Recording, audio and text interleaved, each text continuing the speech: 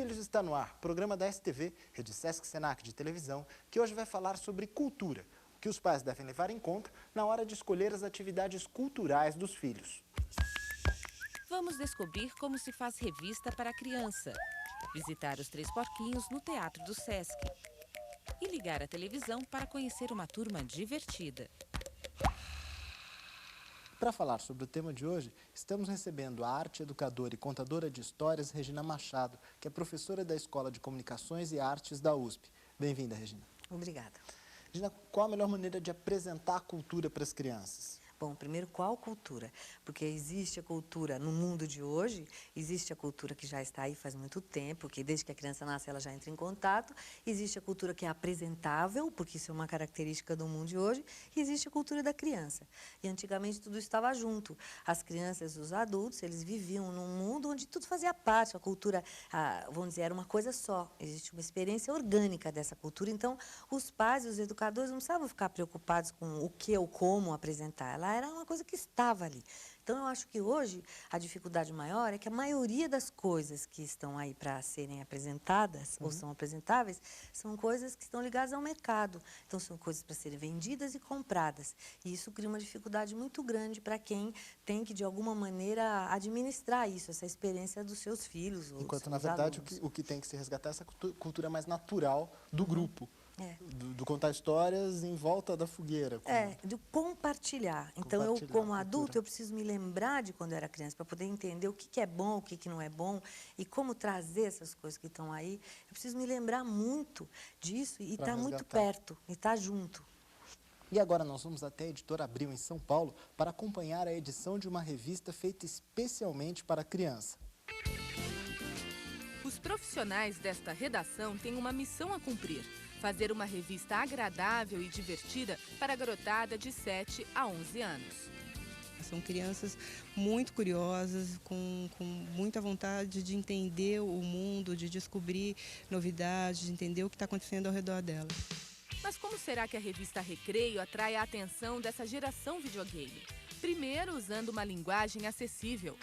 Os textos são curtos, tem bastante box, tem bastante informação. Depois vem as cores fortes que dão vida às ilustrações.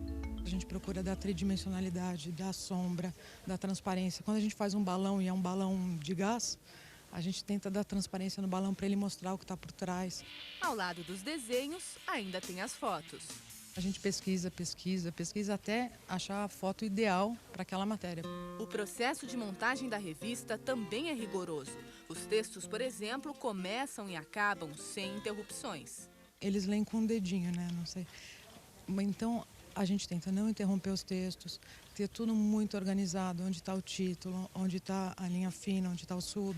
Tantos detalhes exigem trabalho, mas o esforço vale a pena. A gente tenta, no nosso trabalho, com esses elementos, com a cor, com o volume, com transparência, jogando, brincando com os planos, trazer essa fantasia o máximo possível. E essa fantasia é recheada de informações. A revista fala de ciência, de geografia, de ecologia e ainda comenta as últimas novidades do universo infantil. É uma revista que tem uma proposta de ensinar divertindo ou de ensinar brincando. É por isso que as edições da Recreio trazem brindes para a garotada. Os brindes têm uma história, tem uma proposta de brincadeira que está integrada na proposta da revista também. Isso é uma coisa assim, que para a gente é fundamental. No final tudo vira uma grande brincadeira, inclusive para essa gente grande que adora fazer revista de gente pequena. E esse é o lado mais gostoso de fazer, assim, você poder manter esse seu lado criança, lembrar do que você gostava. É muito gratificante também. Regina, o que seria legal a criança encontrar numa revista infantil? A coisa mais importante que eu acho é a oportunidade de um desafio. E é um desafio em todos os sentidos. Acho que é um desafio perceptivo, em primeiro lugar, porque o que caracteriza a cultura visual do mundo de hoje é uma enorme quantidade de coisas que não tem significado nenhum. Então, a quantidade é imensa. Então, existe o quê? Uma excitação da sensibilidade, mas não um desafio da percepção. Então, eu acho que tudo que desafia E aí desafia a curiosidade, desafia o humor, desafia o risco, a vontade de descobrir o que está por trás. Então, eu acho que isso é muito importante, né? É a ideia de que a curiosidade puxa qualquer processo de aprender, de conhecer, de fazer perguntas. Então, eu acho que seria uma revista que fizesse perguntas visuais, de informação, qualquer outro tipo de conteúdo. Provocando sempre a criança. Eu acho, num sentido assim, e tem muitos tipos de provocação, claro, né? Que pode ser uma provocação intelectual, pode ser uma provocação da sensibilidade, enfim, de vários jeitos diferentes. Você acha que os gibis fazem isso? Acho que sim, muitos. E também não todos, claro, nem todas as não. revistas, mas alguns fazem. Fazem, e o que eu acho mais interessante é que a gente não sabe muito bem o efeito que isso pode ter. Claro que tem as pesquisas e tudo isso, mas é tão imponderável, né, o efeito que um tipo de coisa assim pode ter sobre as crianças. Eu acho que a gente não precisa ter preocupação em se existe uma coisa certa ou errada de uma forma muito exagerada, porque a gente nunca vai evitar que a gente tem que propiciar que essas experiências das crianças aconteçam. E não vai ser um tipo de coisa ruim ou outra que vai atrapalhar muito, que vai ser responsável, vamos dizer assim, por mais importante o contato com tudo do que os malefícios que o contato com uma coisinha não tão bacana poderia causar. Mas eu acho importante que a gente aprenda a descobrir, como educadores ou como pais, a ir atrás desses materiais e ter a intenção de a gente poder ter critérios para descobrir, não, isso aqui é ruim demais, Entendi. isso aqui... E a gente primeiro precisa fazer isso com a gente. Então, esse desafio perceptivo... Passa pelos adultos primeiro para depois pra passar gente. para as crianças. Você acha que, de alguma forma, esses contatos com revistas, com gibis, desperta interesse por livros? Não necessariamente. Eu não vejo. São universos diferentes? Porque eu acho que depende de como é feito. Porque não tem uma coisa genérica que você possa falar. Pode ser que sim, pode ser que não. Mas o que mais importa é que é sempre uma coisa misteriosa. O Ítalo Calvino sempre falava da experiência que ele teve com olhar os quadrinhos com os textos embaixo, e eram textos que ele não entendia, eram em inglês. Então, ele inventava o que ele estava vendo. Ele inventava uma história para aqueles quadrinhos. Então, qualquer coisa que possibilite inventar uma história para si mesmo, diferente daquela que está acostumado a contar, eu acho que é importante. Aí traz a ideia, né, da leitura, mas não é só isso. Agora, tem uma idade para começar essa provocação visual, com livros, com revistas, com gibis para criança? Tem. Qual? No dia do nascimento. Não tem, então é melhor, né? No dia que nasceu. É porque a gente também não sabe qual é o efeito que essas coisas podem ter. Mas, então, a gente tem que... Eu acredito que se você tem uma ideia de harmonia visual, né, não é assim, vamos fazer um quarto bonitinho porque o meu filhinho, bebezinho, cheio daqueles ursinhos. Não. É uma ideia de que é importante que seja uma coisa que tenha harmonia visual, que não seja uma poluição, porque às vezes os pais não entendem isso, enche de coisa o quarto do bebê, eles não tem importância. Estou provocando ele, né? Não é uma qualidade amorosa quase que tem nessa coisa, disso que eu estou falando, né? E transpor isso também para os livros, para tudo, para os quadrinhos. Então, já aí aproveitando, como deve ser a participação dos pais nessa iniciação da leitura das crianças? Eu acho que existe uma coisa muito importante que a gente não se dá conta, é que o papel que a gente tem quando lê uma história ou conta uma história à noite para os filhos é um papel fundamental, que não é tanto por causa do que está sendo lido, mas é por causa do contato que se estabelece. E as crianças escutam uma voz diferente. A mãe, o dia inteiro, tem aquela voz igual. Já escovou os dentes? Olha o quarto, está uma bagunça. Já comeu? Não comeu? Ela não percebe que a voz dela é monótona. Desde que acorda, é teque, teque, teque, teque, teque. E na hora que ela fala... Era uma vez. Pronto. Eu falei, mãe, mas pode ser pai, não importa. É uma relação humana que se estabelece entre pais e filhos que não tem nenhuma outra hora, nenhuma hora do dia. E é engano achar que é só para os filhos, é para a gente também. Então, às vezes, mas eu não sei contar história. Não precisa, isso não tem a menor importância. O que importa é essa qualidade desse momento, dessa troca, que ela é amorosa, imaginativa e ela é mediada pelo poder da palavra, que é muito importante também. Pausa para intervalo. Daqui a pouco voltamos com o teatro infantil.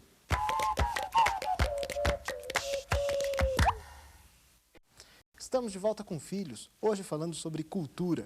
E agora nós vamos dar um pulo no Teatro Sesc Belenzinho, em São Paulo, para conhecer uma nova versão dos Três Porquinhos. No camarim, as atrizes se preparam para o espetáculo. Enquanto isso, os pais falam de suas expectativas. Uma linguagem que a criança possa entender, princípios que possam ser passados. Tipo assim, se for uma peça que tem agressividade, alguma coisa assim, eu não trago. Pode ficar sossegada, Aparecida, porque a peça em questão se chama Os Três Porquinhos. Bom, o texto é um pouco diferente do clássico original. No palco temos o Pipe e o Pepe, donos de um açougue que vende carne de bicicleta, de martelo, de banana.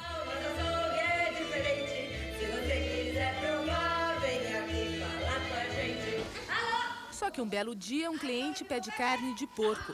E aí o Pipo decide ir até o sítio da tia Porpeta para caçar os três porquinhos. O que a gente quer é passar uma história, a história ser divertida, a história ela comunicar e a criança desenvolver a criatividade através da gente. E a criatividade é a marca registrada do espetáculo. As duas atrizes se revezam nos vários papéis. Uma dança que ganha força com os elementos do cenário.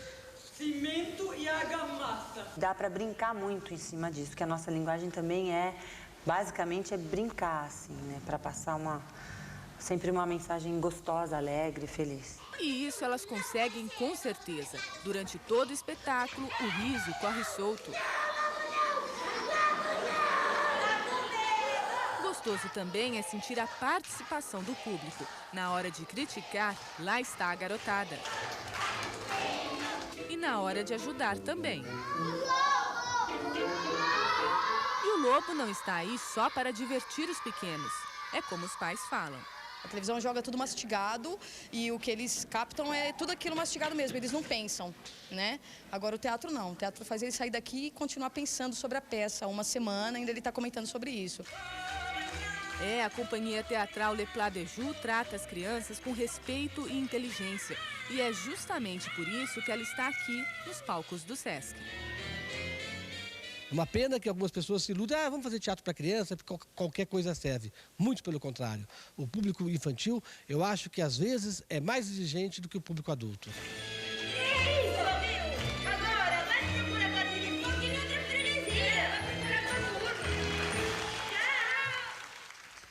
Regina, o que a criança precisa encontrar numa peça de teatro? Ela mesma. Se vê lá? Não, ela mesma, de novo, é assim, outros modos de se ver a si mesma. Uhum. Porque eu acho que, de novo, uma maneira de entender que busca olhar para a criança como ela é. Então, eu acho que ela precisa encontrar alguma verdade. E eu falo alguma porque não é a verdade. É verdade no sentido da autenticidade. Mas aí é um discurso moralizador, é didatismo, ela... Não. Verdade, quer ver um exemplo de verdade? As pessoas que trabalham no teatro, eu estou falando do ponto de vista agora da atuação. As pessoas que trabalham e fazem teatro para criança, eu acho que tem um requisito básico que, se você for ver, ninguém pensa nisso. O requisito básico é conhecer criança. Conhecer criança é ou trabalhar com criança diariamente, ou, por exemplo, as pessoas que trabalham comigo, eu quero saber primeiro se elas vão todos os dias em algum lugar, ou estão numa escola, são professores, ou qualquer coisa. Ou conhecer criança, assim, de estar com um contato todo dia, de ter filhos, alguma coisa assim, mas de verdade, prestando atenção. Isso que eu chamo de ser de verdade, porque a maioria do que você vê de peça para criança é atuação. E não são pessoas que fazem isso de um modo verdadeiro. O modo verdadeiro é você se comunicar de imaginação para imaginação. Você, com a sua imaginação, se comunicar com a imaginação da criança, sem querer exatamente ensinar nada, nem mostrar nada, nem passar nada, nem nada disso. Simplesmente ser de verdade. Agora, a mãe fala, o teatro faz a criança pensar. Isso acontece? Pode acontecer. Qualquer coisa que é feita com verdade, de intenção, faz as crianças pensarem, sentirem, perceberem. Eu acho que você tem que falar para o todo da criança. Essa ideia de todo no sentido de que uma criança, como um ser humano qualquer, pensa, sente, percebe, intui, imagina. Então, eu acho que a criança precisa encontrar uma oportunidade de confrontar aquilo que ela é com aquilo que ela pode vir a ser. sabe? Essa é a ideia de que eu não falo encontrar ela mesma, porque ela vai se encontrar num lugar que não é esse lugar que ela conhece dela todo dia. E eu acho que isso é que é aprender. Quando você pergunta se fosse possível o quê? Aí você está pensando, você está fazendo uma opção de coisas quando você faz essa pergunta. E não significa que vai ser numa superprodução fantástica, com um grande cenário, com uma super iluminação, que isso vai acontecer. Precisa de todos esses pré-requisitos, inclusive estéticos. Muito pelo contrário. Às vezes, com quem eu aprendi, que eu acho que foi o maior encenador de teatro para criança no Brasil, que até hoje, que é o Willo Krugli, ele é uma pessoa que conhece criança. Ele conhece como criança pensa, como criança sente, como criança imagina. E ele faz, às vezes, uma cena com uma folha de jornal. Uhum. E ele está falando alguma coisa, está se comunicando e está permitindo que as crianças inventem alguma coisa para elas mesmas nessa situação. Então, de novo, o pai e a mãe têm que conhecer, têm que assistir bastante para saber o que oferecer para o filho, né? Ou então tá junto, porque aí você corre atrás dos prejuízos, né? Se você tá junto, você percebe o que está acontecendo ali na hora. Assim, você pode sair antes de acabar, por exemplo, levar para um lugar bacana, por exemplo, um parque, sabe? Uma coisa, se for uma coisa desastrosa. Mas assim como nas revistas, nada vai ter um prejuízo eterno, né? Mesmo uma peça que, a princípio, não tenha toda essa provocação, ela tem o seu fundo educativo, né, Regina? Não sei, ou pelo menos pode ensinar para a criança aquilo que ela não quer ver, ou ela saber o que ela não gosta, sabe? Sempre alguma coisa a gente aprende, mas Entendi. eu não acho que seja grave nenhuma dessas coisas, porque eu acho que tem coisas muito mais graves que estão fora disso, que estão bombardeando as crianças o dia inteiro, né? Certo. Então, agora, o bacana é ter toda essa provocação, né? A criança se encontrar lá, como você falou. claro. Hora do intervalo. Daqui a pouco, a televisão e a criança.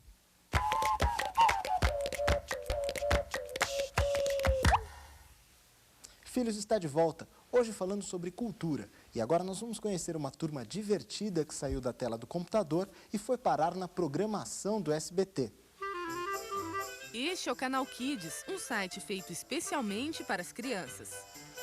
O nosso critério ainda é bastante intuitivo e tem a ver muito com essa coisa de a gente sentir que a criança vai gostar disso ou não. Como criança gosta de se divertir, aqui tem música, jogos, passatempos. A criançada já olha para isso daí, já mexe, restarta, já faz tudo sem problema nenhum, já olha, já é uma intimidade muito grande. É no site também que a gente encontra a Turma do Pipi, que por sinal vem conquistando novos espaços. Hoje os personagens da turma já podem ser vistos na telinha da televisão. Pipi, chegou a herança que você estava esperando do seu tio. Bom, o Pipi, esse menino sabe tudo, que quando sonha fala com seus bichinhos de estimação. Tem o Mico Micolau, que vive querendo levar vantagem em tudo. A Arara Cacá, amiga ponderada e carinhosa. E o Fubá, cachorro ingênuo e honesto. Será que é isso que eu estou escutando? Será que é ele mesmo? Os programas são pílulas de entretenimento que têm o apoio da Unicef. Em apenas alguns minutos, a criança pode ter noções de cidadania. Eu venho anunciar os direitos da nossa criançada. Saciar curiosidades. Quem inventou a pizza foram os gregos. Pintar o set. Não vê que eu estou pintando, Nicolau? Pessoal, silêncio! Gênio criado! É bom fazer silêncio mesmo. Como a gente usa sempre o bom senso e a intuição, a turma do Pipi, com informação e entretenimento, a gente acredita cegamente que você está passando cultura. Mas esse compromisso com a cultura não significa obrigação de educar. Para o criador do programa, essa análise compete aos especialistas. Quem vai responder isso para você é um educador, que ao ver a turma do Pipi, fala, isso aqui pode servir para mim. A minha metodologia de ensino e tudo mais, eu vou usar a turma do Pipi para educar dentro da minha metodologia. Se isso for adequado, ele usa. Isso mesmo. Bom, enquanto os educadores decidem, a turma do Pipi faz o que mais gosta. E viva a criançada! Viva! Regina, a programação infantil tem função de divertir ou de educar? É que eu acho que não são duas coisas separadas. E eu acho que a programação infantil, ela acaba sempre educando de alguma maneira. Como eu falo, né? Pode ser uma coisa pelo que é negativo ou que é positivo. Mas eu acho que a coisa mais importante é que deveria haver uma preocupação ou um foco no conteúdo. Quando eu falo conteúdo, é assim, o que é importante para a criança? Não é o que eu acho que é importante, porque geralmente o adulto não sabe o que é importante para a criança. O adulto acha que quando eles falam em informar, uma coisa um tipo de coisa, de programa que informe ou que divirta, não é nada disso, tem que ser uma coisa que faça sentido. E fazer sentido tem que falar de coisas essenciais para o ser humano. E isso é aquilo que a criança se pergunta, como qualquer ser humano se pergunta. A criança se pergunta sobre valores o tempo inteiro. É como assim, o que é a beleza, o que é a dignidade, o que é amizade, o que é a amizade, amor, confiança. o que são as qualidades das coisas, o que qualifica e é uma engraçado pessoa. Que é o que está faltando, né, Regina? Não tem lugar nenhum, fica esse monte de personagem, porque tudo é quantidade, é muito personagem, é muito não sei o quê, é muito... Mas está falando do quê? Os heróis de hoje são descarnados, porque não tem trajeto, então está faltando história nessas coisas. Agora, seria o quê? Reforçar modelos positivos? Não. É contar história. Mas não história inventada por adulto. É história que... O mundo tem milhões de histórias que são trajetos simbólicos, verdadeiros, que fazem parte das mais diversas culturas da humanidade há muito tempo. Ou seja, as histórias existem, né? Tá tudo aí, só que todo mundo acha que isso é coisa antiga. E não é coisa antiga, né? Uma história de milênios ou de uma cultura tradicional, ela tem um trajeto de desenvolvimento. Por exemplo, o herói, ele não tem a força a troco de nada. Ele teve que passar por uma porção de coisas para chegar a ser quem ele é e para poder ter a força. Ele não ganha de graça uma... Agora, nesses programas, tudo é de graça, você não sabe de onde vem, não tem lógica no sentido de aprendizagem das próprias histórias. As histórias são pobres. Mas, de maneira geral, esses valores, essa construção de valores que é presente nas histórias culturais de milênios, como você falou, está fora da televisão, não está? Completamente. Sabe qual é a moda? Que eu acho que é o maior drama, é a moda criatividade que invadiu vamos dizer, a ciência, a filosofia, a psicologia a partir de um certo tempo do século passado e que virou essa moda de tudo que é diferente, até uma busca de coisas novas, originais, diferentes, mas que não tem sentido nenhum, na verdade. Né? Então, mas dentro da realidade que a gente tem, os pais vão adotar quais critérios? Eles vão se preocupar com o Tom e Jerry, que um humilha o outro, com o Pica-Pau, com os Simpsons? Não, qual é o caminho? De coisas boas, assim, antigamente, quando Não, eu acho que de jeito nenhum. Tem que se preocupar, sim, de largar a criança o dia inteiro na frente da televisão. Isso sim. Quer dizer, tudo aquilo que é um exagero e tudo que é o abandono. Agora, de novo, o que é mais bonito? Você senta junto com o seu filho, assiste, se for bom ou não, você vai escutar aquilo que ele está pensando, o que é que a menina diz, o que o menino diz, e você vai poder ir devagar selecionando se você está atento. Porque eu acho que a coisa principal é a atenção que você tem e o tempo que você tem para... Você fala, mas como é que eu vou sentar do lado do meu filho que eu trabalho o dia inteiro? Mas, de alguma maneira, você tem que impedir o excesso. Agora, isso tudo está aí, isso tudo faz parte do mundo, o lixo faz parte do mundo. O excesso e o abandono também. Muitas vezes você abandona a criança na frente da TV e ela fica exposta ao marketing, ao merchandising também, que é intenso nesses programas, não é, Regina? Vende-se muito, é um contrassenso, né? Programa para criança e desova aquele monte de produtos para crianças. É um perigo também? Mas aí que está, a ideia de perigo volta de novo para o mesmo lugar. É onde é que essa criança está. Quer dizer, quem são esses pais? Então, acaba sendo a gente que permite isso. Isso está aí, mas acontece que você pode deixar... Você é o maior exemplo, o seu filho. Às vezes pode ser, às vezes não é nem tanto programa, às vezes sou eu que sou a mãe, que sou a maior compradora, a maior consumista. Então não adianta nada eu desligar a televisão se eu sou o exemplo para minha filha. Claro. Então acho que a educação da gente, a maior responsabilidade dos pais é se perceber e se educar antes de querer educar os filhos. E para finalizar, acho que a grande dica acaba sendo essa, né? Resgatar valores humanos e contatos humanos, né? Apesar de todo esse universo de informação que a criança tem. Claro, sem dúvida nenhuma, é o que mais falta. E esse contato é sempre uma recordação, eu acho. A base dele é uma recordação. Eu preciso recordar quem eu fui para imaginar quem meu filho pode ser, ou ajudar meu filho a ser quem ele pode ser. Regina, muito obrigado pela sua entrevista. Foi um prazer recebê-la aqui no programa Filhos. Obrigada a você, James. Filhos está terminando. Se você quiser entrar em contato com a gente, acesse o nosso site. O endereço é www.redstv.com.br. Muito obrigado pela sua companhia. Até o próximo programa.